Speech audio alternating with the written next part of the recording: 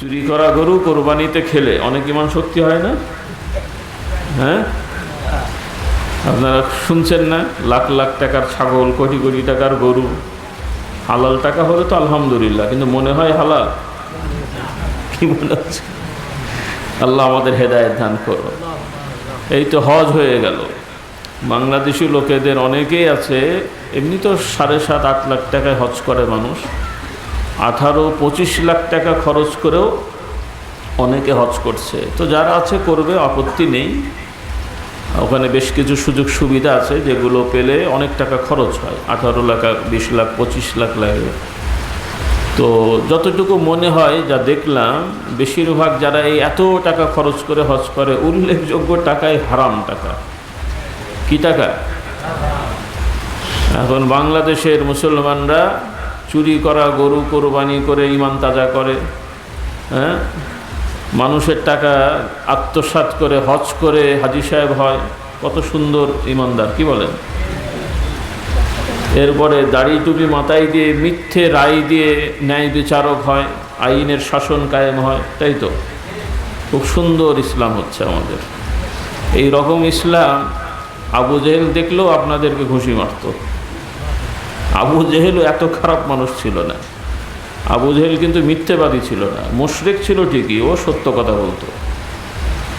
কিন্তু আজকালকার অনেক নামাজি লোকেদের মধ্যে আবু জেহেলের ভালো স্বভাবটাও নেই, বলেন নাউজুবিল্লাহ। আবু জেহেল কাবা শরীফের টাকা আত্মসাৎ করে নেই, কিন্তু ঢাকা শহরে আমি এক মসজিদে গেলাম, সেখানে যে শুনলাম ওই মসজিদ কমিটির সেক্রেটারি 16 লাখ টাকা মেরে মালয়েশিয়ায় চলে গেছে। সুবহানাল্লাহ বলছে আবার, নাউজুবিল্লাহ। আল্লাহ আমাদের হেদায়েত দান করুন। কি অবস্থা! এইভাবে মুসলমান বাংলাদেশে শতকরা 5 জন হলেও, কি হয়তো নাকি আপনাদের দেশে 100 জনের মধ্যে 105 জন হয়তো, কথা বলে হয় না? তো যাই হোক, এরকম মুসলমান ঘরে ঘরে হলেও আল্লাহর গজব ছাড়া রহমত আসবে না। আল্লাহ আমাদের সবাইকে হেদায়েত দান করুন। তো শুধু মুসলমানের বাচ্চা, মুসলমান নাম নিলেই বাবা হবে না। আল্লাহ রাব্বুল আলামিন যারা মুসলিম দাবি করেছে, ইমানদার দাবি করছে, তাদেরকে আল্লাহ তাআলা বলছেন যে তোমরা পরিপূর্ণভাবে মুসলমান হও, আল্লাহকে যথাযথ ভয় করো। ভয় করার নাটক করলে হবে না। যেমন নাটক সিনেমায় অভিনেতা অভিনেত্রীরা অনেক কিছু সাজে, রাজা সাজে, রিক্সা চালক, কিন্তু নাটকে যে কি সাজে? রাজা সাজে, মন্ত্রী সাজে, যে যার বউ নাই তার বউ সাজে, যে যার বাপ না তার বাপ সাজে। তো এরকম অভিনয়, বাপের অভিনয়, মায়ের অভিনয় করলে কি বাপ মা হয়? তো এরকম মুসলমানের অভিনয় করলে মুসলমান হওয়া যাবে না। মুসলমান হতে হলে আল্লাহ তাআলাকে যথাযথ ভয় করতে হবে, মানে আল্লাহর শাস্তিকে ভয় করতে হবে। আল্লাহর শাস্তি যে নিশ্চিত, এতে কোনো সন্দেহ নাই, এবং আল্লাহ তাআলার বিচার থেকে পালানোর কোনো রাস্তা নেই, কেউ পালাতে পারবে না। আখেরাতে তো নয়, দুনিয়াতেও না। সে বাংলা একটা প্রবাদ আছে, চোরের 10 দিন গৃহস্থী, আর পাপ বাপকেও ছাড়ে না। আর একটা কথা আছে, যার জন্য চুরি করলাম সেই বলে চোর। এই কথাগুলো এখন ইদানিং খুব ভালোভাবে হচ্ছে না? নাই, সত্য মিথ্যা জানি না, যা সংবাদ পাই, বড় বড় অফিসাররা ধরা পড়ছে, চুরি চামারি করেছে, ওর টাকায় ছেলেমেয়েরা বাইরে গেছে, এখন বাপকে গালাগালি করছে। ধরা পড়ার পরে এখন বাপকে গালাগালি করছে। খাওয়ার সময় কিন্তু কম খাইনি, তখন কিন্তু এই ছেলেমেয়েরা বলেনি যে আব্বা এত চুরি চামারির দরকার নেই, আমরা যা পারি তাই খাবো, তখন বলে নেই, তখন আরও ফুসলেছে, সুযোগ আছে বাবা করে ফেলো। আর এখন ধরা পড়ার কারণে এখন বাপও চেনে না, মাও চেনে না। তো কয়জন্য যার জন্য চুরি করলাম সেই বলে চোর। এরপরেও দেখবেন শিক্ষা হবে না, ওই যেই কাজ সেই। আল্লাহ আমাদের সবাইকে হেদায়েত দান করুন। তো আমার ভাই বোনেরা, মরতে হবে এটা সবাই জানে, কিন্তু মরা শেষ নয়, মৃত্যুর পরেই আমাদের বিচার শুরু হয়ে যাবে। কবরে প্রশ্ন হবে, সেই প্রশ্ন ঠিকমতো উত্তর দিতে না পারলে কবর থেকে আযাব শুরু হয়ে যায়। কবরে আযাব আছে না নাই? বিশ্বাস হয়? সবার হয়নি, বুড়া কয়টা হয়েছে মনে হয়। কারণ ইদানিং আবার কিছু মৌলানা হুজুর বা ইসলামিক স্কলার নাম, নতুন নতুন ইংরেজি আবার নাম বেরোচ্ছে, তো আগে হুজুর মৌলানা বলতে এখন এগুলো পছন্দ হয়নি, ইসলামিক স্কলার। ইংরেজি বলেন, দোষ নাই, কিন্তু স্বাভাবিক আমাদের প্রচলিত ভাষা বাদ দিয়ে নতুন করে ধার করার দরকার আছে। হ্যাঁ, আগে আলেম, মুফতি সাহেব, মুহাদ্দিস, আলেম এগুলো বলতাম, এখন আবার নতুন এক গ্রুপের ইসলামিক স্কলার। কুত্তাকে ডগ বললে কি খাসি হয় নাকি? হ্যাঁ, খাসি হয়। কুত্তা তো কুত্তাই রে বাবা, ওই ডগ বললেও কুত্তা, কুত্তা বললেও আরবিতে কাল বলবেন, তার মানে কি ওটা দুম্বা হয়ে যাবে নাকি? তো যার যার ভাষা সে বলুক, প্রয়োজনে বলেন, ঠিক আছে, কিন্তু নিজের মাতৃভাষা বাদ দিয়ে আরেকজনের ভাষা ধার করে পণ্ডিত হওয়ার কোনো দরকার আছে নাকি? এগুলো হীনমন্যতাই ভোগে মানুষ। তো ইদানিং আবার ইসলামের নামে একদল মানুষ বেরোয়েছে, এরা আবার নতুন থিওরি দিচ্ছে যে কবরে কোনো আযাব টাযাব নেই। তো কোথায় আছে? বলে যা আছে সব হিসাবের পরে। তো তাও তো আছে, তাও কি আছে? তো পালাতে তো পারবি না রে বাবা। তাহলে কবরে নেই এই কথা বলে লাভটা কি? তো আর নেই যে যুক্তি দিয়ে বলছে, এটা একটা বিভ্রান্তি। অথচ কোরআন হাদিসের দ্বারা বোঝা যায় যে কবরেও নিয়ামতও আছে, শাস্তিও আছে। রাসূলুল্লাহ সাল্লাল্লাহু আলাইহি সাল্লাম বলেন, ইমানদার আমলদারের কবরটা জান্নাতের একটা টুকরা হবে, জান্নাতের একটা বাগান হবে। আর কাফের, মুশরিক এবং কবিরা গুনাহগার, যারা বড় বড় অপরাধী, মুমিন মুসলমান হলেও ঈমান থাকলেও যারা বড় বড় অন্যায় অপরাধ করেছে, অপরাধকে অপরাধ বিশ্বাস করেছে, এরা অপরাধী। কাফের মুশরিক না, ফাসিক। কাফের মুশরিকের কবরটাও হবে জাহান্নামের একটা গর্ত, আর এই ফাসিকগুলো কবরের ভেতরে জাহান্নামের একটা শাস্তি পাবে। বলুন নাউযুবিল্লাহ। রাসূলুল্লাহ সাল্লাল্লাহু আলাইহি ওয়াসাল্লাম বলেন, কবরবাসীকে যখন কবরে শোয়ানো হবে, এরপরেই ফেরেশতারা আসবেন, তাকে প্রশ্ন করা হবে আল্লাহর পরিচয় সম্পর্কে। আল্লাহর নবীকে দেখানো হবে, তার চেহারা দেখবে এই কবরবাসী। তাকে প্রশ্ন করা হবে যে এই লোকটাকে কি তোমরা চিনতে, এই ইনার ব্যাপারে তোমরা কি বলতে? তো আলহামদুলিল্লাহ, যারা ইমানদার, মুত্তাকি, আল্লাহর নবীর আদর্শ মেনে চলবে, নবীকে ভালোবাসবে, তারা তো আল্লাহর নবীকে দেখেই চিনে ফেলবে যে মুহাম্মদুর রাসূলুল্লাহ সাল্লাল্লাহু আলাইহি সাল্লাম। যদি আমরা দুনিয়ায় দেখিনি, কিন্তু নবীর আদর্শ আমরা শুনি, জানি। যারা এই আদর্শের উপরে চলবে, দেখলে চিনে ফেলবে। আমরা যদি মোটামুটি বুদ্ধিমান হই, কোনো মানুষ সম্পর্কে যদি আমাদের বর্ণনা দেওয়া হয় যে এই রকম একটা লোক, যার এই রকম জামা পরে, এরকম টুপি পরে, দাড়ি টাড়ি, মোটামুটি ডিটেলস যদি ভালোভাবে বোঝানো যায় যে এই লোকটা আপনাদের মধ্যে আসবে, আর ওই রকম একটা লোক যদি আসে আর আমরা ওই বর্ণনা জানি, দেখলে চিনব কিনা? হ্যাঁ, চিনে ফেলবো। সাধারণ মানুষের কি আমরা চিনব? আর আল্লাহর নবীর ব্যাপারটা তো ভিন্নই। বলুন সুবহানাল্লাহ। তো কবরে আল্লাহর নবীকে দেখানো হবে। যারা নবীকে চিনতে পেরে যাবে, তো নবীকে না মানলে কি আর চেনা যাবে নাকি? নবীর আদর্শ মানব না, নবীর কথা শুনবো না, তো দেখলে চেনা যাবে? চিনতে পারবে না। তারা বলবে লোকেরা কি যেন বলতো, আমরা বলেছিলাম, অথবা চিনতে পারিনি, ইত্যাদি। এরপরে আমরা কোন পথে চলেছিলাম, আমাদের চেতনা কি? এখন নতুন নতুন সব চেতনা বেরোচ্ছে না, এক এক দল, সেই দলের আবার নেতা আছে, ওই নেতার চেতনার কথা দলের লোকেরা বলে, আমাদের নেতার এই চেতনা, ওই চেতনা, সেই চেতনা আছে না নাই? এখন বিভিন্ন দলের বিভিন্ন চেতনা। এই চেতনা নিয়ে কবরে গেলে কি ইসলামের চেতনা থাকবে? কবরে যে বলতে পারবে?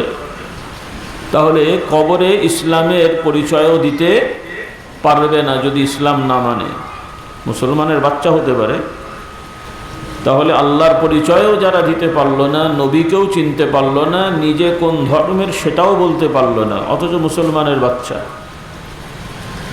কবর থেকে আযাব শুরু হয়ে যাবে। বলুন নাউযুবিল্লাহ। আর যারা আল্লাহর নবীর আদর্শ মেনে চলে, নবীকে দেখে চিনে ফেলবে, ফেরেশতারা বলবেন তোমরা পাশ হয়ে গেছো। সুবহানাল্লাহ। হাদিস শরীফে এসেছে, রাসূলুল্লাহ সাল্লাল্লাহু আলাইহি ওয়াসাল্লাম বলেন, যে সকল কবরবাসীরা আল্লাহর পরিচয় দিয়ে ফেলতে পারবেন, নবীকে চিনতে পেরে যাবে, নিজের দিন ধর্ম সম্পর্কে বলতে পারবে, আল্লাহ তাআলার ফেরেশতারা তখন তাদেরকে বলবেন যে তোমরা এখন নতুন জামাইয়ের মতন কবরে ঘুমিয়ে থাকো। নতুন জামাই সম্মানের সহিত রাখে না, তবে এখন যে অবস্থা সবই পাল্টে গেছে। মাঝে মাঝে আবার জামাইরাও শোনা যায় শ্বশুর বাড়িতে নাকি ধোলাই খায়।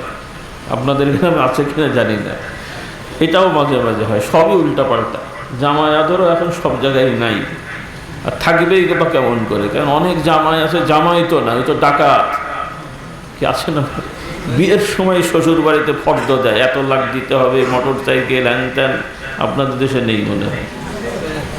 হ্যাঁ, এখানেও খুঁজলে পাওয়া যাবে। আমি কাউকে চিনি না, ভয়ের কারণে। তওবা করেন। এই সমস্ত কাজ করা, এটাকে কি বলে বাংলা ভাষায়? কি বলে? শ্বশুর বাড়ির থেকে যে আদায় করে কি বলে? যৌতুক। এটা হারাম। কুকুর খাওয়া যেমন হারাম, শুয়োর খাওয়া যেমন হারাম, আর একজনের জমি জবরদখল করা যেমন হারাম, আর একজনের টাকা পয়সা জোর করে নেওয়া যেমন হারাম, ডাকাতি ছিনতাই ওই রকম শ্বশুর বাড়িতে বলে কয়ে কোনো জিনিস আদায় করা, এটাও ওই রকম কি বলেন? হারাম, কবিরা গুনাহ। যারা নতুন আমার যুবকরা আছে, বিয়ে শাদী করবে, খবরদারি কাজ করবে না। যারা ভুল করে ফেলেছেন আল্লাহর কাছে ক্ষমা চান, বউয়ের কাছে ক্ষমা চান, শ্বশুরের কাছে ক্ষমা চান, আর যেগুলো নিয়েছেন ফেরত দেওয়ার চেষ্টা করেন।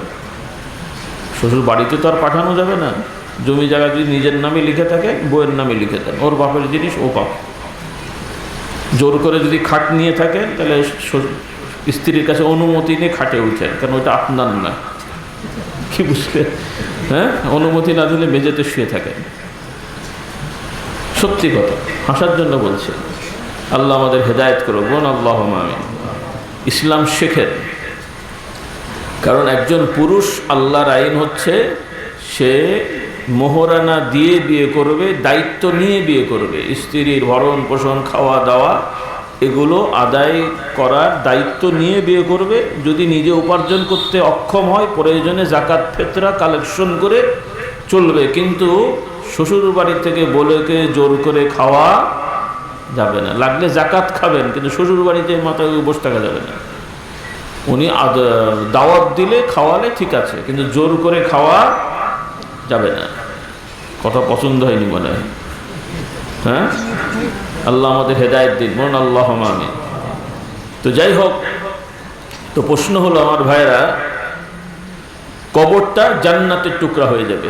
রাসূলুল্লাহ সাল্লাল্লাহু আলাইহি ওয়াসাল্লাম বলছেন, ফেরেশতারা বলবেন আপনি এখন ঘুমিয়ে থাকেন, আর আল্লাহ তাআলা ফেরেশতাদেরকে জানিয়ে দেবেন আমার বান্দা আমাকে চিনেছে, আমার নবীকে চিনেছে, আমার আদর্শ বিধানের উপরে ছিল, এদের কবরগুলো জান্নাতের বিছানা বিছিয়ে দাও, এদের কবরের সাথে জান্নাতের সম্পর্ক করে দাও। কিয়ামত পর্যন্ত ওই লোকগুলো কবরে থাকবে ঠিকই, কিন্তু জান্নাতি পরিবেশে থাকবে। এরপরে যখন কবর থেকে উঠানো হবে, আল্লাহর নবী সাল্লাল্লাহু আলাইহি সাল্লাম বলেন, কিয়ামতের বর্ণনা দিয়েছেন, কিয়ামত বড় ভয়ঙ্কর। এই সূর্য যেভাবে আলো দেয়, এই সূর্যের আলো ছাড়া যেমন আমরা দুনিয়ায় চলতে পারি না, লাগাতার যদি সূর্য না ওঠে আমাদের ক্ষতি হবে, অন্ধকার হয়ে থাকবে, মানুষের ক্ষতি হবে। চাঁদ অমাবস্যা পূর্ণিমার পরিবর্তন না হলে আমাদের ক্ষতি হয়।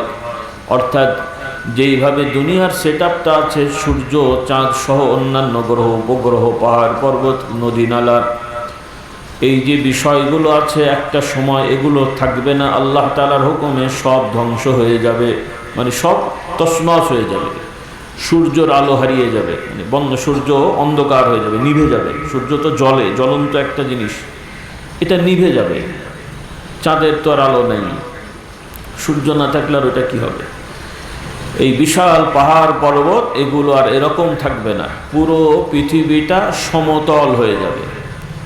সব মানুষগুলোকে কবর থেকে উঠানো হবে, আল্লাহ তাআলার সামনে সবাই দাঁড়াবে, বিচারের সম্মুখীন হবে। কারো কোনো পোশাক থাকবে না, এবং কার জামা আছে নাই এই জিনিস চিন্তা করারও কোনো সুযোগ থাকবে না।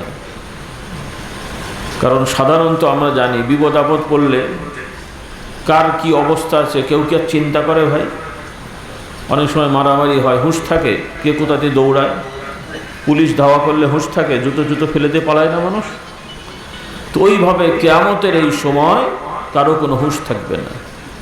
কিন্তু আল্লাহ রাব্বুল আলামিন বলছেন যারা ঈমানদার পরহেজগার তাদের জন্য এই কঠিন সময়েও আল্লাহ তাআলা বিশেষ ব্যবস্থা রাখবেন। বলি আলহামদুলিল্লাহ।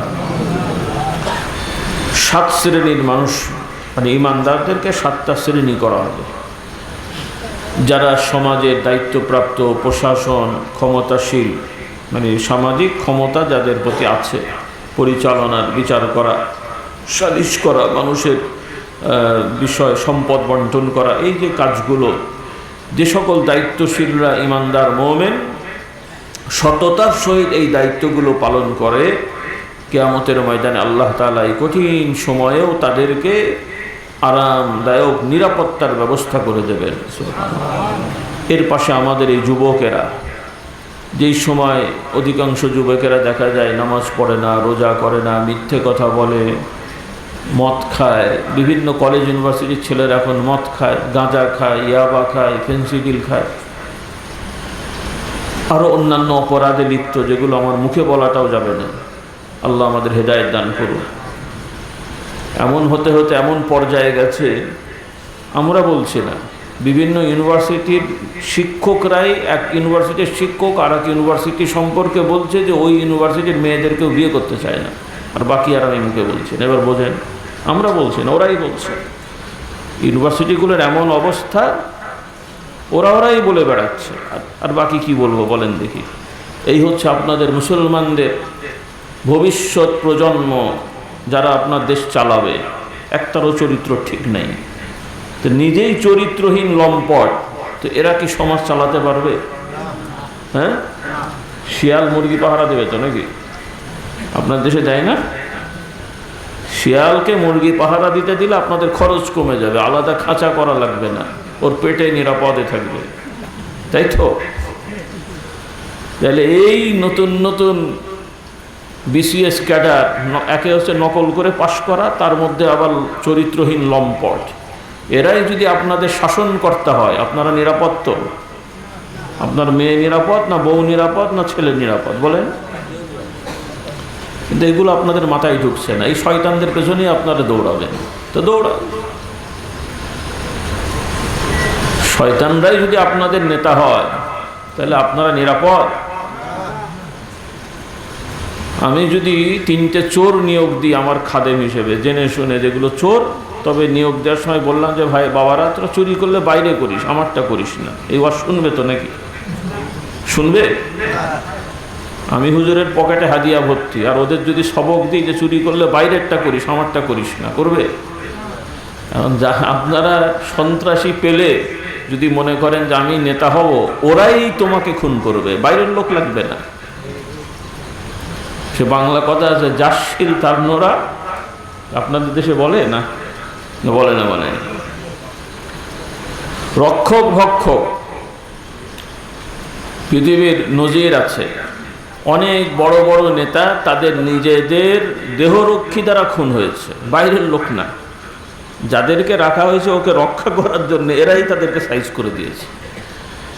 এজন্য অন্যায়কে প্রশ্রয় দিলে যে প্রশ্রয় দেবে সেই বিপদে পড়বে। হ্যাঁ, এজন্য কোনো অন্যায়কে প্রশ্রয় দেওয়া যাবে না, আপনারা দেবেন না দয়া করে। আল্লাহ আমাদের সবাইকে হেদায়েত দান করুন। তো আমার যুবকেরা,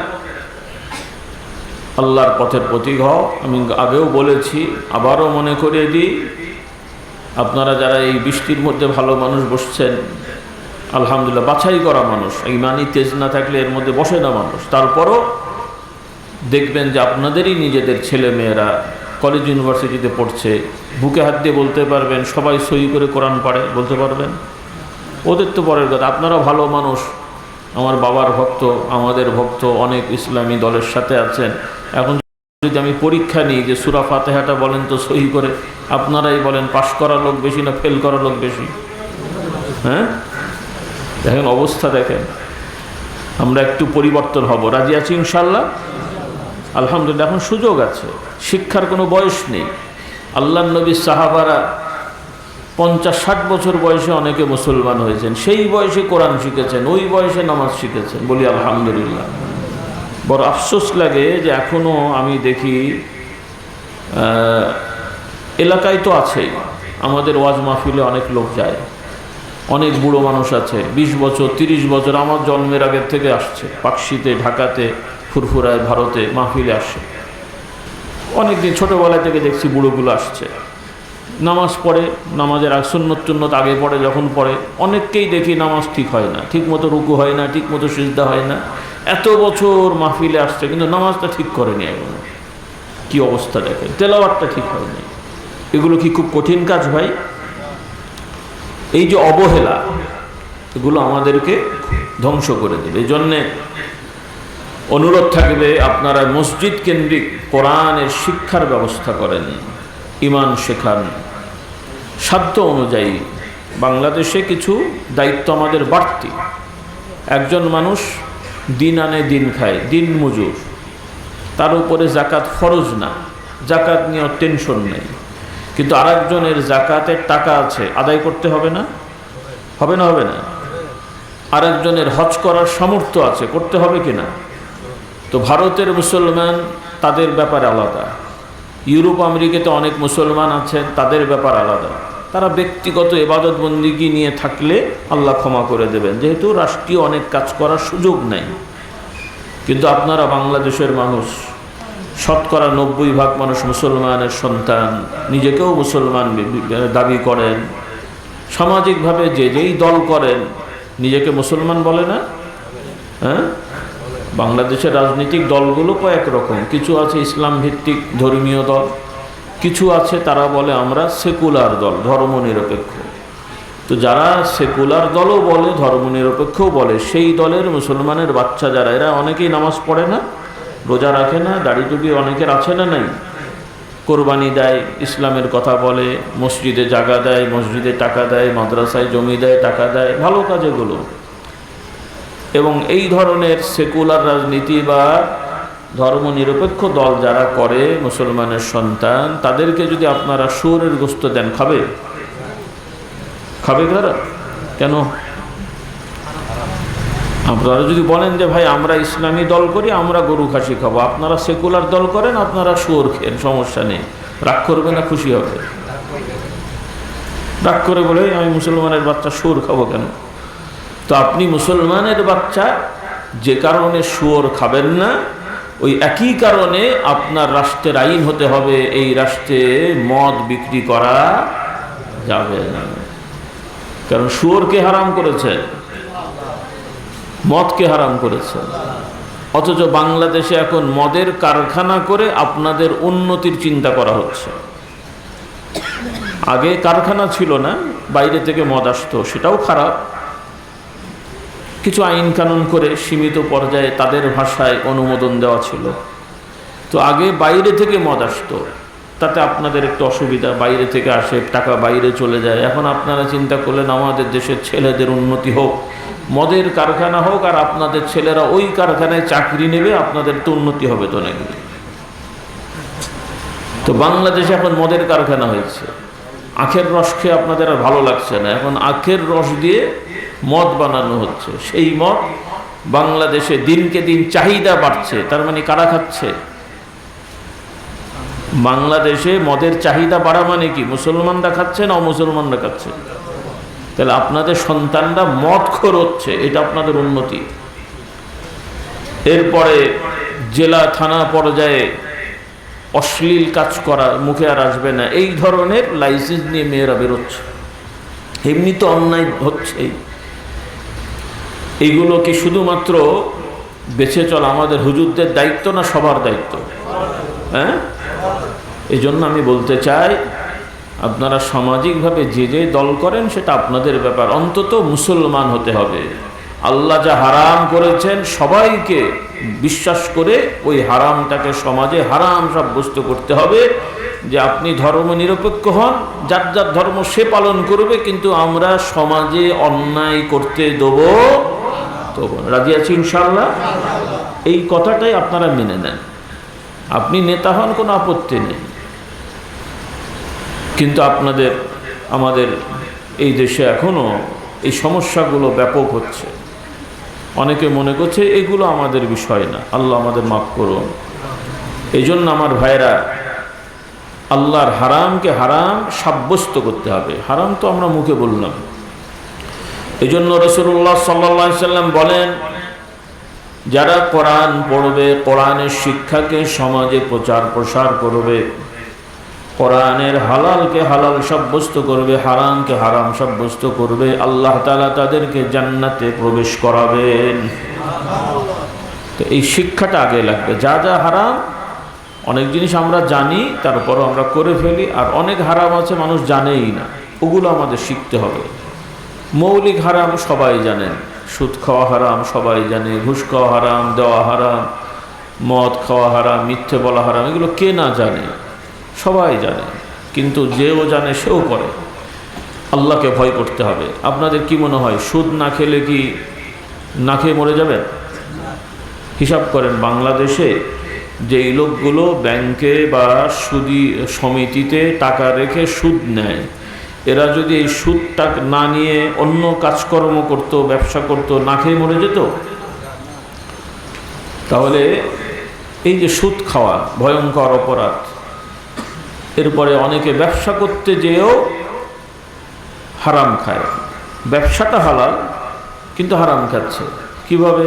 হয়তো 2জন 3জন একসাথে টাকা জমিয়ে পুঁজি নিয়ে ব্যবসা করছে, একজনের দায়িত্ব হিসাবে 9-6 করে আরেকজনকে ফাঁকি দিচ্ছে। হয় না? হয় না? তাহলে ব্যবসা হলো ঠিকই, কিন্তু ব্যবসার মধ্যে হারাম ঢুকে গেল। এরপরে অনেকে আছে মানুষকে ঠকায়, ওজনে কম দেয়, অথবা এক জিনিস বলে আরেক জিনিস দেয়।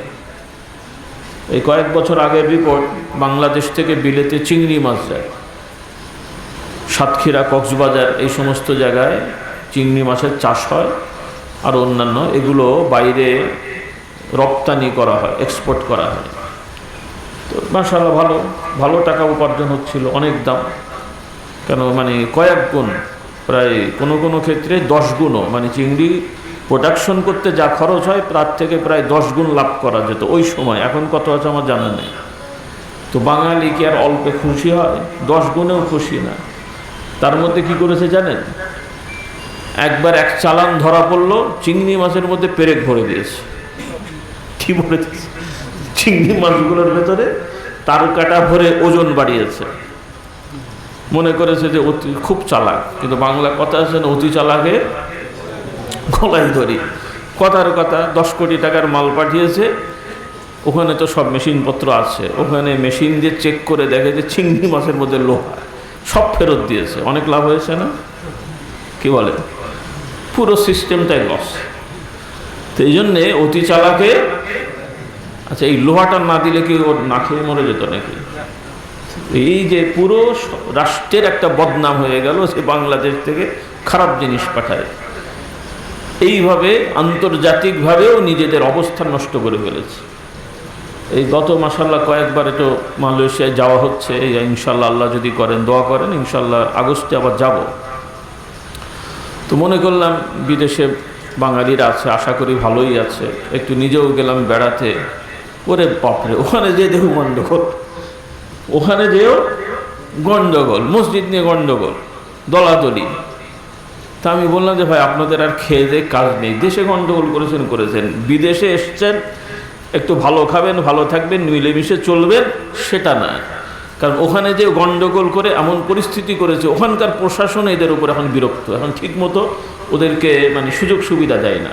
আগে দিত, কিন্তু এরা শয়তানি করার কারণে ওরাও এখন এদের উপরে খেপা। তো জিনিসটা ভালো হলো, মানে আগে থাকা খাওয়ার একটা সুযোগ সুবিধা বেশি ছিল, কিন্তু এরা যে বিভিন্ন জায়গায় গন্ডগোল করে ব্যবসা করতে, যে ওখানকার যারা শরিক ওদেরকে ঠকিয়েছে, বিভিন্ন জায়গায় যে নিজেরা মারামারি করেছে, দলাদলি করেছে, এইগুলো ওরা তো জীবনে দেখেনি। ওরা তো খুব ঠান্ডা প্রিয় মানুষ। মালয়েশিয়া, ইন্দোনেশিয়া, তারপরে মালদ্বীপ টালদ্বীপ, এই সমস্ত এলাকার মানুষগুলো খুবই নিরীহ, শান্তশিষ্ট। জিজ্ঞেস করলে এমন কথা বলে যেন কান দিয়ে শোনা লাগে, খুবই হালকা হালকা মানে নিরিবিলি, ঝগড়াঝাটি ফাসাদ নেই এমন না, খুবই কম। তো ওরা তো এই ধরনের জিনিস দেখেনি জীবনে। আর বাঙালিরা যে এই সমস্ত করে টোরে পুরো পরিবেশটাই নষ্ট করেছে। তো আমি প্রথমবার যে বেশ অনেকগুলো মসজিদে মাহফিল করলাম, তার পরের বার যে 2-4টা মসজিদে মাহফিল হলো না, মানে অন্য জায়গায় হলো। তো জিজ্ঞেস করলাম কি কারণ, বলে হুজুর গতবার বাঙালিরা অনুষ্ঠান করতে যে ঝগড়া করেছে, এখন ওরা অনুমতি দিতে যাচ্ছে না। কি বুঝতে কারবার দেখে। তাই আমি বলে খুব ভালো কাজ করলে। ওরা বলছে তোমরা ওয়াজের নামে সে মারামারি করো, আমরা আর অনুমতি দেবো না। মানে আমারটাই না, অন্য কোনো হুজুর গেছিলো যে গণ্ডগোল পাকিয়েছে, সেই জন্য এখন অনুমতি ক্যান্সেল। এই সব ব্যাপার স্যাপার আল্লাহ আমাদের হেদায়েত দেন, বলেন আল্লাহুম্মা আমিন। সেজন্যে ভাইরা, সততার সহিত ব্যবসা করবেন, আল্লাহ তাআলাও খুশি থাকবেন, দুনিয়াতেও আপনারা শান্তি থাকবেন, বলুন সুবহানাল্লাহ। রাসূলুল্লাহ সাল্লাল্লাহু আলাইহি ওয়াসাল্লাম বলেছেন, যারা সততার সহিত ব্যবসা করে কিয়ামতের ময়দানে হাসরে আল্লাহ নবীর সাথে আল্লাহ তাদের হাসরের ব্যবস্থা করে দেবে। কারণ নবীও ব্যবসায়ী ছিলেন এক সময়, আল্লাহ নবী ব্যবসা করতেন না, এক সময় আল্লাহ রসুলও ব্যবসা করতেন। সুবহানাল্লাহ, সততার সহিত। আল্লাহর নবীও বিচার সালিশ করেছেন, রাষ্ট্র পরিচালনা করেছেন। এই জন্য ন্যায় বিচারকেরা, ন্যায় শাসকেরা, ন্যায় কি বলে আপনার সততার সহিত যারা ব্যবসা করে, তারা আল্লাহর নবীর সাথে ইনশাআল্লাহ হাসরের ময়দানে একত্রিত হতে পারবেন। আল্লাহ তাআলা তৌফিক দান করুন। কারণ এই জিনিসগুলো যদি আমাদের ঠিক না হয়, আমরা এই বাহ্যিক নামাজ যা করছি এগুলো করতে তো হবেই, নামাজ বাদ দিলেও অপরাধ, কিন্তু হারাম খাওয়া খেয়ে নামাজ পড়লে, হারাম পোশাক দিয়ে নামাজ পড়লে, হারাম যায় নামাজে নামাজ পড়লে, আরেকজনের জমি জবরদখল করে মসজিদ বানিয়ে বা ওইখানে বাড়িঘর করে ওই ঘর বাড়িতে নামাজ রোজা করলে, এগুলো আল্লাহর দরবারে কবুল হবে না। না পড়লে তো দুইটা, নামাজেরও শাস্তি, অপরাধেরও শাস্তি। নামাজ তো পড়তেই হবে, কিন্তু নাপাক পানিতে যদি অজু করেন, দুনিয়ার যে রেওয়াজ যে সব উত্তর দিলে 100 নম্বর, অর্ধেক দিলে 50, তো এখন আপনারা যদি অজু সব করেছেন, অজুর যা নিয়ম, গুলি করার আগে পানি দেওয়া, বিসমিল্লাহ বলা, মুখ ধোয়া, যা আছে সব করলেন, নামাজেরও রুকু সেজদা সব ঠিক মতো আদায় করলেন, কিন্তু পানিটা নাপাক, কত নম্বর? হ্যাঁ, 0 কেমন করে হয়? মানে পাক পানি দিয়ে পূর্ণাঙ্গ অজু করলে 100 নম্বর, আর নাপাক পানিতে করলে 50%, নাকি? এত কষ্ট করলো, কত পার্সেন্ট?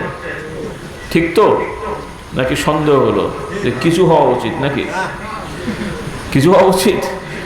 তাহলে নাপাক পানি দিয়ে অজু করলে যেমন যতই নামাজ পড়ে না, যতই মুখ ধোন, পাক হওয়া যায় না, নামাজ কবুল হয় না, ওই রকম হারাম খাবার খেয়ে যতই হজ নামাজ রোজা এরপরে সেহেরি ইফতার করেন না কেন, এই নামাজ রোজাও আল্লাহর কাছে কবুল হবে না। এই বিশ্বাসটা দৃঢ় থাকতে হবে। এগুলো তো স্বাভাবিক, আমরা সবাই জানি যুদ্ধ করা, জেহাদ করা, অস্ত্র নিয়ে শত্রুপক্ষ মোকাবেলা করা সহজ কাজ না কঠিন কাজ? কারণ ওখানে জীবনকে বাজি রেখে যেতে হয়, ফিরে আসবো তার নিশ্চয়তা থাকে না। এরপরে যারা মারা যায় তার তো জীবনটা শেষ হয়ে গেল।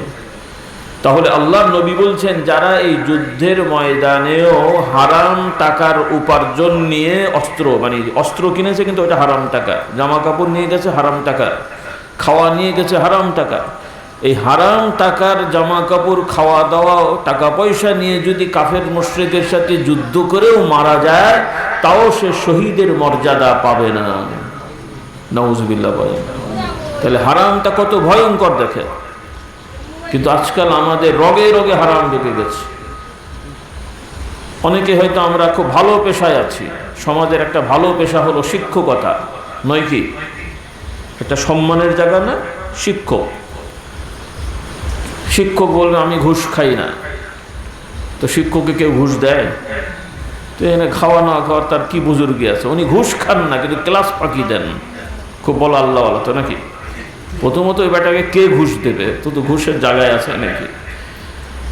বর্তমান শিক্ষকরাও ক্লাস ফাঁকি দিচ্ছে, প্রাইমারি স্কুলের অধিকাংশ শিক্ষকই ক্লাস ফাঁকি দেয়। আপনাদের এলাকায় মনে হয় দেয় না।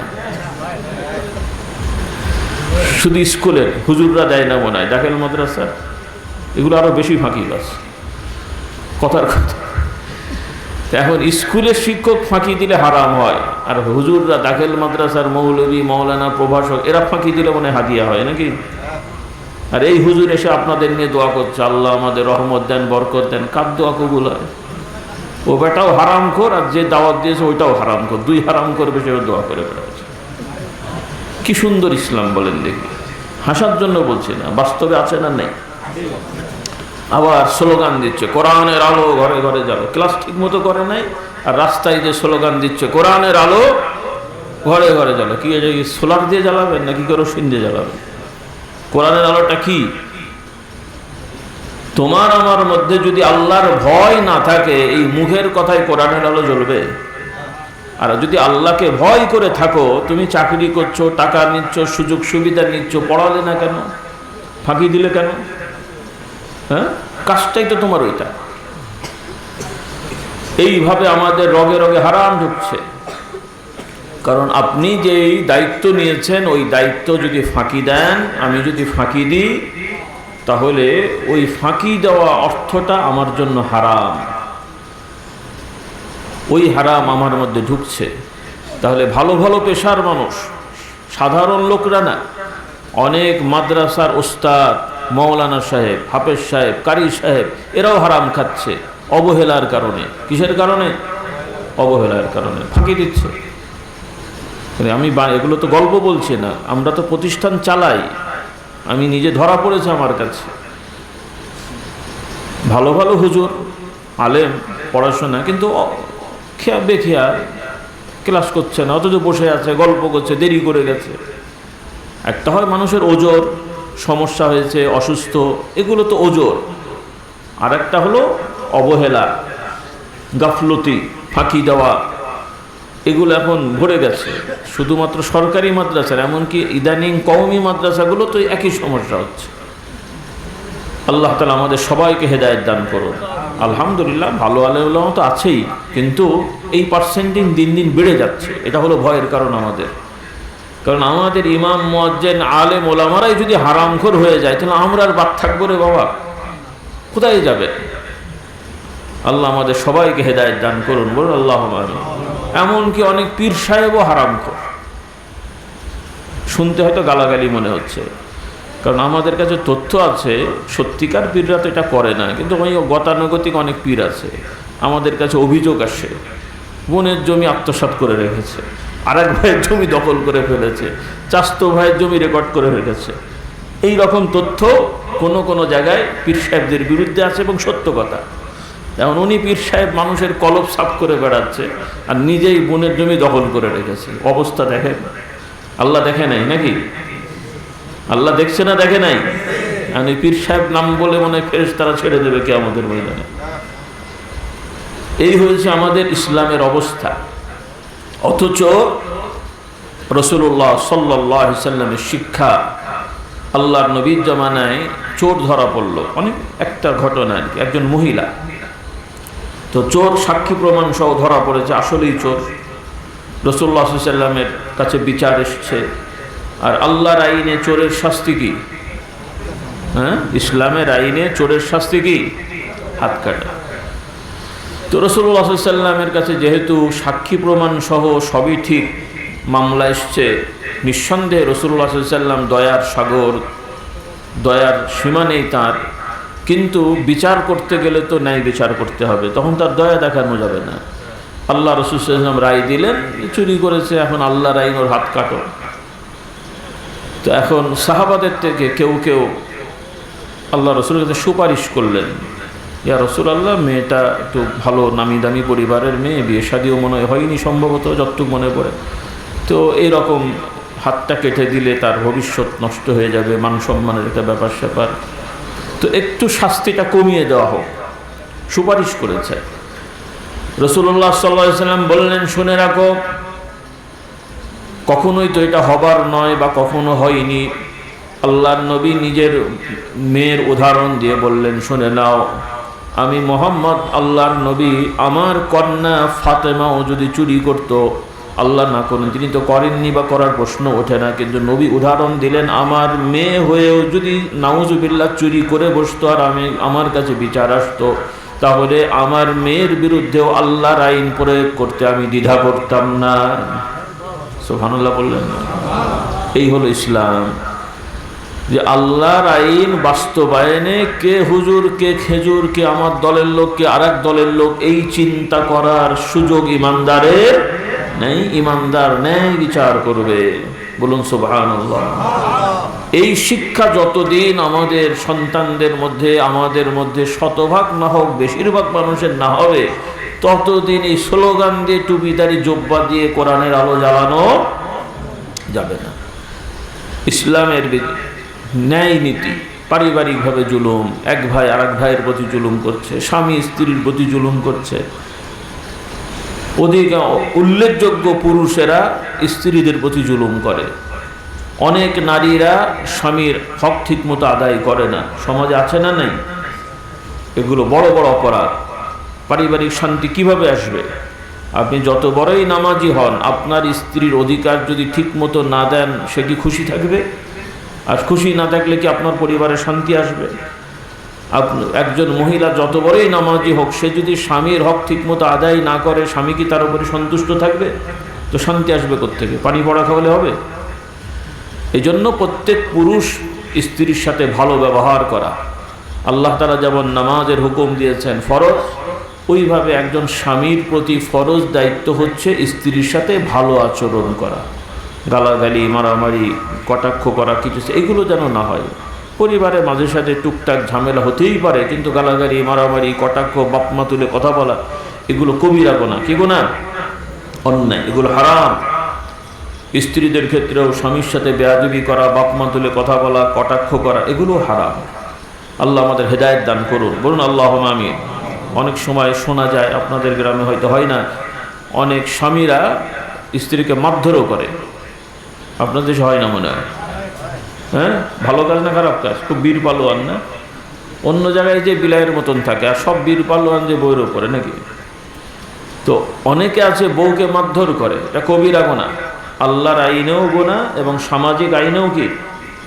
প্রচলিত আইনেও এটা অন্যায় না? সামাজিক আইনও অন্যায়, আল্লাহর আইনও অন্যায়। দুটো অন্যায় তো হলো, বুঝলেন। আরেকটা ঝামেলা আছে, আগে অনেক সময় মারধর করে পার পেয়ে গেছেন, ইদানিং কিন্তু শোনা যায় অনেক বউরাও ধরে স্বামীকে দেয় সাইজ করে। কি বলেন? কাজে সাবধান থেকে। সব এখন একরকম, পালা পাল্টে গেছে, দিন পাল্টে গেছে। আগে একটা দুটো দিয়ে পার পেয়ে গেছে, ইদানিং শোনা যায় যে আরও দু চারটে দেয়, আরও কিছু যেগুলো মুখে বলা যাবে না, এরকমও ঘটনা ঘটছে। কাজে রিস্ক নেওয়ার দরকার নেই। যদি একান্ত বনিবনা না হয়, পরিবার দেখে সালিশ টালিশ করে সাইজ করে ফেলেন, খামাখালি মারধর খাওয়ার দরকার নেই। কি বলেন? আল্লাহ হেদায়েত করুন, আল্লাহুম্মা আমিন। কাজেই এই সমস্ত অন্যায় অপরাধ থেকে বাঁচেন পারিবারিক। কারণ এইভাবে সংসার করলে আপনাদের ছেলেমেয়েরা মানুষ হবে না। ছেলেরা 6, 7, 8 বছরের বাচ্চারা, এরা যদি দেখে বাপ মা গালাগালি করে, মারামারি করে, এরা মানুষ হয় কখনো? এগুলো বিশৃঙ্খলা হবে। এই জন্যে পারিবারিকভাবে আল্লাহর আইন মানা, এগুলো আমাদের খুব দরকার। আল্লাহ তাআলা আমাদের হেদায়েত দিন, বলুন আল্লাহুম্মা আমিন। তো যাই হোক, এই বিষয়গুলো আপনারা লক্ষ্য রাখবেন। আর আলহামদুলিল্লাহ, আপনারা নামাজি মানুষ, আরেকটু নামাজের প্রতি পাবন্দি হন, জামাতের সহিত নামাজগুলো ঠিকমতো পড়েন, জুমার দিনে একটু আগে আগে মসজিদে আসার অভ্যাস করেন। জুমার দিনে আরবি খুতবা তো স্বাভাবিক বোঝা যায় না, বুঝতে পারেন না, বাংলা কিছু আলোচনার ব্যবস্থা থাকে, তো ওই আলোচনাটা একটু শোনার চেষ্টা করেন, আগে আগে মসজিদে আসেন। আলোচনা হোক না হোক, মসজিদে জুমার দিন আগে আগে আসলে বাড়তি কিছু সওয়াব পাওয়া যায়। বলি আলহামদুলিল্লাহ। কে বলতে পারবে কি সওয়াব? জুমার দিনে একটু বেশি সময় ধরে আসলে মাশাআল্লাহ একটা উট দান করার মতন সওয়াব। আর একটা উট বর্তমান বাজার দর, আমি যেটা তথ্য পেলাম হজে, যে মোটামুটি ছোটোখাটো একটা উট কিনলেও বাংলাদেশি টাকার প্রায় 3 লাখ টাকা লাগে বলার। তো 3 লক্ষ থেকে 5-7 লাখ টাকা দান করলে যেমন সওয়াব হবে, জুমার দিনে 1 ঘন্টা 2 ঘন্টা আগে গেলে মসজিদে, আল্লাহ তাআলা তার নামায় আমলে এইরকম সওয়াব দান করবেন। এটা কি খুব কঠিন কাজ? কারণ বাংলাদেশে সব থেকে সহজ এই কাজটা। কারণ বাংলাদেশে সরকারিভাবেও ছুটি, সামাজিকভাবেও মোটামুটি জুমার আগে তেমন কোনো ব্যস্ততা আমাদের থাকে না। অনেক দেশে কিন্তু সরকারি ছুটি নাই। অনেক ইসলামী রাষ্ট্রেও জুমার দিনে সরকারি পুরো দিন ছুটি না, জুমার জন্য বিরতি দেয়। জুমার আগে পরে মিলিয়ে 2 ঘন্টা, 2.5 ঘন্টা, 3 ঘন্টার একটা বিরতি দেয়। কিন্তু দিলে নামাজ ঠিকই হয়, কিন্তু একটা চাপ থাকে, ডিউটি করে যে নামাজ পড়তে হয়, আবার যে ডিউটি করতে হয়। তো বাংলাদেশে একটা নিয়ামত যে আমরা সারাদিন ফ্রি, বলি আলহামদুলিল্লাহ। তো এটা আমাদের একটা বড় সুযোগ না ভাই, এটা কাজে লাগা। আল্লাহ তাআলা আমাদের তৌফিক দেন। বৃহস্পতিবার দিবাগত রাত, জুমার দিন ছুটি মানে রাতটাও আমাদের নিরিবিলি থাকে, টেনশন থাকে না, এই রাতটাও কাজে লাগানো। যেমন আজকে জুমার রাত, এমনি রাতের তুলনায় জুমার রাতের গুরুত্ব বেশি। ইবাদত বন্দেগী করা, জিকির আজকার করা, আল্লাহ তাআলা আমাদেরকে তৌফিক দেন, বলুন আল্লাহুম্মা আমিন। জুমার দিনে একটু আগে আগে মসজিদে আসবেন এবং আলোচনা শুনবেন। আর যারা ইমাম খতিবরা আছেন, মসজিদ কমিটির সদস্য, আপনাদের অনুরোধ যে আপনারা জুমার এই আলোচনাটা গঠনমূলক করবেন, কোরআন শরীফের ধারাবাহিক তাফসীর করবেন, ধারাবাহিক, তাহলে উপকারটা বেশি হবে। প্রতি জুমায় 2-3 আয়াত, 4 আয়াত, 5 আয়াত করে যদি আমরা শুনি এবং ওই আয়াতের অর্থ কী এবং শিক্ষা কি আমরা জানি, আর ওই শিক্ষা অনুযায়ী মানার চেষ্টা করি, এভাবে যদি একটা মসজিদের 100 জন মুসল্লির 90 জন 80 জন যদি এভাবে চেষ্টা করে, সমাজ পাল্টাবে না ভাই? পরিবর্তন হবে তো ইনশাআল্লাহ। আল্লাহ আমাদেরকে তৌফিক দান করুন। তো না জানলে তো আর আপনি মানতে পারবেন না, তো না মানলে আর সমাজ পাল্টাবে কোত্থেকে? মুখের কথাই তো আর সব হবে না। তো আল্লাহ তাআলা এজন্যই জুমার ব্যবস্থা করেছেন যে আমরা সর্বশ্রেণীর মানুষেরা এই জুমার দিন প্রতি সপ্তাহে কিছু কিছু শিখে শিখে যদি আমরা মেনে চলি, ইসলামের মূল কাজগুলো খুবই কম, সীমিত। সামাজিক মৌলিক কিছু পরিবর্তন হলেই দেখবেন যে সমাজ পাল্টে গেছে, বলুন সুবহানাল্লাহ। মৌলিক কিছু কাজ, যেমন এই যে আমরা আসলাম, আশপাশে ময়লা আবর্জনা ভরে আছে, প্রত্যেকের দোকানকে তো আপনি ঝাড়ু দিচ্ছেন, দোকান ঝাড়ু দিয়ে ময়লাটা সামনে রাখলেন। 10টা দোকান, আমার দোকানের ভেতর ঝাড়ু দিয়ে ময়লা সামনে রাখলাম। আচ্ছা, এই প্রত্যেকের দোকান অনুযায়ী রাস্তা বড় না দোকানের জায়গা বেশি? বলেন তো কোনটা বেশি? হ্যাঁ, দোকানের জায়গা বেশি। সবাই ময়লা সাফ করে নিয়ে এসে রাস্তায় ফেললাম, রাস্তাকেও সাফ করলাম না। পরিষ্কার হয়েছে তো নাকি? কি বুদ্ধি দেখেন মাথায়।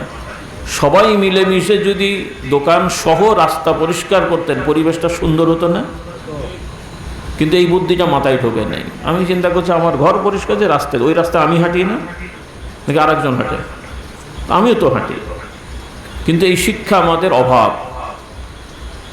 অথচ রাসূলুল্লাহর শিক্ষা, আল্লাহর নবী বলছেন যে ঈমানের বড় স্তর হলো এই বিষয় পড়া, স্বীকার করা, লা ইলাহা ইল্লাল্লাহু ওয়াহদাহু লা শারীকা লাহু লাহুল মুলকু ওয়া লাহুল হামদু ওয়া হুয়া আলা কুল্লি শাইইন কাদির। অর্থটা শিখে নেবেন, আজকে সময় কম, আপনারা কিতাব নিয়ে যাবেন। এইটা পড়া বলা হচ্ছে ঈমানের সবথেকে বড় বিষয়। আর ঈমানের সবথেকে ছোট নিদর্শন হলো কি কাজ? কি কাজ? রাস্তাঘাটে যেই জিনিসগুলো মানুষের কষ্ট হয় এমন জিনিস সরিয়ে দেওয়া, এটা হচ্ছে ঈমানি দায়িত্ব এবং ঈমানের ছোট কাজ। কি কাজ? তো ঈমানের এই ছোট কাজ করলে সমাজ পাল্টাবে, বড় কাজ করলে কি হবে এবার বোঝেন। সুবহানাল্লাহ বলেন। ন্যায় বিচার ঈমানের কাজ, মানুষের সেবা করা ঈমানের কাজ, বড় কাজ।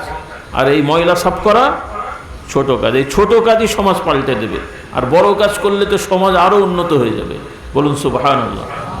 কিন্তু আমাদের এই শিক্ষা নাই। সবাই তাকিয়ে আছি সরকার দেবে। সরকার কোত্থেকে দেবে? আপনি আমি না করলে দেবে? সরকার তো আর বাইরের লোক না। সামাজিকভাবে নিজেদের পরিবর্তন করার চেষ্টা করতে হবে। রাসূলুল্লাহ সাল্লাল্লাহু আলাইহি ওয়াসাল্লাম শিক্ষা দিয়েছেন। আল্লাহর নবী রাস্তা দিয়ে হেঁটে যাচ্ছেন, এমন সময় তিনি একটা খেজুরের বিচি পড়ে থাকতে দেখেছেন। তো আমরা যেমন আম খেয়ে আমের আটিটা যদি কোথাও লাগানো হয়, চারা হয় না, ফেলে দিলেন পড়ে থাকলো, আর ওইটাকে নিয়ে সোজা করে যদি একটু লাগিয়ে দেন কি হবে? চারা হয়ে যাবে। তো রাসূলুল্লাহ সাল্লাল্লাহু আলাইহি ওয়াসাল্লাম রাস্তায় হাঁটতে দেখছেন যে একটা খেজুরের বিচি পড়ে আছে, দানা। রাসূলুল্লাহ সাল্লাল্লাহু আলাইহি ওয়াসাল্লাম দেখেছেন, নিজে ওটা তুললেন, সাহাবারা আশপাশে কয়েকজন ছিলেন, ওনাদের দেখিয়ে বলছেন, দেখো এই লোকটা খেজুরটা খেয়ে এটা ফেলে দিয়েছে। এইভাবে ফেলে না দিয়ে যদি সোজা করে পুঁতে দিত, কি হতো? একটা চারা, ওই চারাটা গাছ হতো, ওই গাছটায় যত ফল হতো, আর ওই ফল পাখি খেলেও ও সব পেত, এক মানুষ খেলেও সব পেত, কেউ হাঁটতে যেয়ে গাছের নিচে ছায়ায় বসলেও সে সব পেত। বলুন সুবহানাল্লাহ। হ্যাঁ, তাহলে ইসলামের শিক্ষা দেখেন। এখন এই শিক্ষা যদি আমাদের স্কুল থেকে দিই, এরা মৌলবাদী হবে তো নাকি? কথা মৌলবাদী হবে না? যে হুজুররা শিখিয়েছে গাছ বেশি হবে, ওই গাছের ডাল দিয়ে এরা মানুষকে পেটাবে নাকি? তাই তো নাকি? এই শিক্ষা আমাদের সন্তানদেরকে দিচ্ছে না, বরং সন্তানদেরকে দিচ্ছে জ্বালাও পোড়াও। গাছ তৈরি করার শিক্ষা না, যেগুলো আছে এগুলো পোড়ানোর শিক্ষা দেওয়া হচ্ছে। এরা হচ্ছে শান্তিপ্রিয়, আর আমরা আলেম হুজুররা হচ্ছেন কি? সন্ত্রাসী। গাছ লাগানোর কথা বললে সন্ত্রাসী, আর গাছ কেটে আগুন জ্বালানোর কথা বললে এরা হচ্ছে সমাজের শান্তিপ্রিয় মানুষ। তাই তো? কি বুদ্ধি দেখেন আপনাকে। আল্লাহ আমাদের হেদায়েত করুন, আল্লাহুম্মা আমিন। তাহলে ইসলামের এই সামাজিক শিক্ষাগুলো ছোটবেলা থেকেই, এই যে এগুলো আমরা কোথায় পড়েছি? হাদিসে পড়েছি। কত বছর আগে? ছোটবেলায়, আজকে থেকে প্রায় আমাদের বয়স যখন 16, 17, 18, ওই সময় এগুলো, এই হাদিসগুলো পড়েছিলাম। তো যাই হোক, আমাদেরকে হুজুররা হাদিসে আছে এগুলো। তো এই শিক্ষাগুলো যখন সমাজের আমার সন্তানদের হবে, 100 জন তার ভালো হয় না, বেশিরভাগ মানুষ যখন ভালো হবে, অটোমেটিক সমাজ পরিবর্তন হবে। বলুন সুবহানাল্লাহ। এই জন্য আমার ভাইরা, আসুন সন্তানদেরকে ইসলামের শিক্ষা দিই, নিজেরাও ইসলামের আদর্শ লালন করি। আমাদের নীতি হবে আমরা মানুষের উপকার করব। শুধু মুসলমান বলে কথা না, ধর্ম বর্ণ নির্বিশেষে সকল মানুষের উপকার করা, এটা ঈমানি দায়িত্ব। রাসূলুল্লাহ সাল্লাল্লাহু আলাইহি ওয়াসাল্লাম কাফের মুশরিকদের লাশ দেখলেও এটাকে সম্মান করেছেন যে মানুষ এটা। বলুন সুবহানাল্লাহ। কিন্তু আমরা অনেক সময় ভুল বুঝি। নিঃসন্দেহে আমাদের বিশ্বাস হবে ইসলামই একমাত্র সত্য ধর্ম, এটা আমাদের বিশ্বাস। ইসলাম ছাড়া অন্য কোনো ধর্ম মেনে কখনোই কেউ জান্নাতে যাবে না, জাহান্নাম থেকে মুক্তি পাবে না, এটা আমাদের বিশ্বাস। কিন্তু যে যেই ধর্ম মানব, সামাজিকভাবে দুনিয়ায় আমরা সব মানুষের সাথে ভালো ব্যবহার করব, কারো কোনো ক্ষতি করব না। আর আমরা অন্য ধর্মের মানুষের সাথে যত ভালো ব্যবহার করব, তারা ইসলামের ব্যাপারে তত ভালো নিউজ পাবে, আসার আগ্রহ সৃষ্টি হবে। আর আমরা যদি উল্টো পাল্টা করি, উল্টো গালাগালি করি আর ঝগড়া বিবাদ করি, তারা আগ্রহ পাবে না, আরও শত্রুতা করবে। কি করবে? কথা পছন্দ হয়নি মনে হয়, তাদের মধ্যে বিদ্বেষ সৃষ্টি হবে। এটা তো অবাস্তব, এটা ইসলামের শিক্ষা না। মুসলমান এমন আচরণ করবেন, অন্য ধর্মের লোকেরাও হয় মুসলিম হবে আপনাকে দেখে, অথবা ইসলামের ব্যাপারে তারা নমনীয় হবে। বলুন সুবহানাল্লাহ। আল্লাহ আমাদের সবাইকে তৌফিক দান করুন। তাহলে এই নিয়মগুলো আমরা মেনে চলার চেষ্টা করব, রাজি ইনশাআল্লাহ। আল্লাহ আমাদের তৌফিক দান করুন। আর কথা বাড়াচ্ছি না, আমাদের যুবকরা বলেছিলে কিছু ঈমান আকীদার কথা, আমি সংক্ষেপে বললাম। আপনারা কিতাব নিয়ে যান, কারণ 1 ঘন্টাকে সব বলা যাবে না, বললে মনেও থাকবে না। কিতাব আছে আমাদের ঈমান আকীদা শেখার জন্য, ইসলামী আকীদা শিক্ষা, ওজিফা, নামাজ শিক্ষা, পর্দা শিক্ষা, বিভিন্ন বিষয়ের কিতাব আছে, আপনারা কিনে নিয়ে যাবেন ইনশাআল্লাহ। বাবারা আছেন যারা যারা অভিভাবক, আপনার ছেলেরা আছে, তাদের জন্য বই নিয়ে যাবেন, আপনার স্ত্রীর জন্য, মেয়ের জন্য বই নিয়ে যান। ইসলামী আকীদা শিক্ষা, ওজিফা, নামাজ শিক্ষা, পর্দা শিক্ষা সহ বিভিন্ন বিষয়ের কিতাবাদি আছে, এগুলো সংগ্রহ করবেন। আল্লাহ আমাদের তৌফিক দান করুন। তো মাশাআল্লাহ, ভালো লাগছে যে আপনারা মসজিদটাকে ধরেছেন। ফাউন্ডেশন হয়েছে, বহুতল কাজ চলছে, আপনারা অনেকেই সহযোগিতা করেছেন, হয়তো এলাকার বিভিন্ন দায়িত্বশীলরাও সহযোগিতা করেছেন। ইনশাআল্লাহ আপনারা সবাই এই মসজিদে শরীক থাকবেন, মসজিদটা বড় করে করার চেষ্টা করবেন, যেহেতু যথেষ্ট জায়গা আছে, প্ল্যান ভালো হয়েছে। 3 তলা মনে হয়, কতলা? 3 তলা ফাউন্ডেশন। তবে আমার পরামর্শ থাকবে, যেহেতু জায়গাটা বড়, আপনারা ভবিষ্যতে এক্সটেনশন করে 2টা সিঁড়ি করবেন। কয়টা? 1টা সিঁড়ি, একটা এমনভাবে সাইডে করবেন, ভবিষ্যতে লাগলে একটা আলাদা রাস্তা হবে যেন ওই রাস্তা দিয়ে মহিলারা যেতে পারে। এখন পারা যাবে না, ভবিষ্যতে যেন দুইটা সিঁড়ি, একটা সিঁড়িতে 1-2 তলা 3 তলা পুরুষরা যাবে, আর একটা সিঁড়িতে অন্তত একটা তলা মহিলাদের জন্য রাখার চেষ্টা করবেন। কি খারাপ প্রস্তাব দিলাম? সাধারণ মানুষ মেনে নিয়েছেন, কিন্তু আমাদের কিছু হুজুররা পেঁচাল পড়বে। আল্লাহ আপনাদের হেদায়েত দান করুন। এখন থেকে প্রস্তুতি নেন যাতে করে ভবিষ্যতে আমাদের মেয়েরাও মসজিদে এসে জুমার নামাজ এবং কিছু আলোচনা শোনার সুযোগ পায়। এটা কি খারাপ? এই যে আপনারা আমার কথাগুলো শুনলেন, কিছু হলেও তো মানার চেষ্টা করবেন, অন্তত মনে একটা ভয় থাকবে। আপনার বউরা এই কথাগুলো শুনেছে, আর আপনারা যা শুনেছেন বউকে যে ওয়াজ নসিহত করতে পারবেন তো নাকি? 1 ঘন্টা শুনেছেন, 10 মিনিট সাজিয়ে গুজিয়ে বলতে পারবেন কে কে দেখি? তাহলে তাদের কাছে কি ইসলাম লাগবে না? তাহলে আপনি তসবিহ নিয়ে বসে থাকবেন, হুজুর বলেছে, আর ঘরে যেয়ে দেখবেন উনি সিনেমা নিয়ে বসে আছে। পানি পড়া খাওয়ালে হবে? আপনি ওয়াজ শুনেছেন আর বউকে পানি পড়া খাওয়াচ্ছেন, কাজ হবে? তাহলে তাকেও তো ওয়াজ শোনাতে হবে, তো সে কোথায় শোনাবেন? জায়গাটা তো ঠিক করতে হবে। কথা বোঝা গেছে?